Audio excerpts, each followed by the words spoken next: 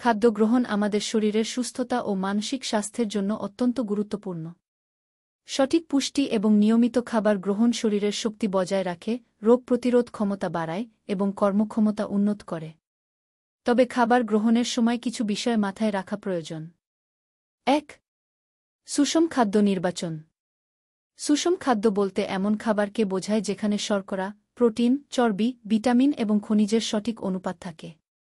শাকসবজি, ফল, মাছ, ডাল, দুধ এবং শস্যদানা সুষম খাদ্যের গুরুত্বপূর্ণ উপাদান। ২. খাওয়ার সময় ও নিয়ম। প্রতিদিন নির্দিষ্ট সময়ে খাবার খাওয়ার অভ্যাস করা উচিত। ছোট ছোট বিরতিতে খাবার খাওয়া শরীরের জন্য ভালো, যেমন ৩ বেলা প্রধান খাবার এবং ২ বেলা হালকা নাস্তা। ৩. পরিমাণ নিয়ন্ত্রণ। প্রয়োজনের বেশি খাবার খেলে ওজন বৃদ্ধি পেতে পারে, যা ডায়াবেটিস, উচ্চ রক্তচাপ এবং হৃদরোগের ঝুঁকি বাড়ায়। তাই খাবারের পরিমাণ নিয়ন্ত্রণে রাখা খুবই জরুরি। ৪.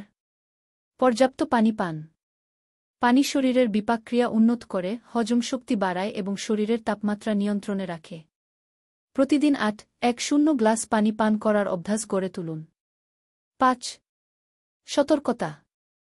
বাইরের প্রক্রিয়াজাত খাবার বা ফাস্টফুড থেকে বিরত থাকুন, কারণ এতে অতিরিক্ত চিনি, লবণ এবং ট্রান্স ফ্যাট থাকে, যা স্বাস্থ্যের জন্য ক্ষতিকর। সঠিক খাদ্যাভ্যাস আমাদের শুধু শারীরিক সুস্থতাই দেয় না, মানসিকভাবে স্থির ও শক্তিশালী রাখে। তাই খাদ্য গ্রহণের ক্ষেত্রে এসব বিষয়গুলো অবশ্যই মেনে চলা উচিত।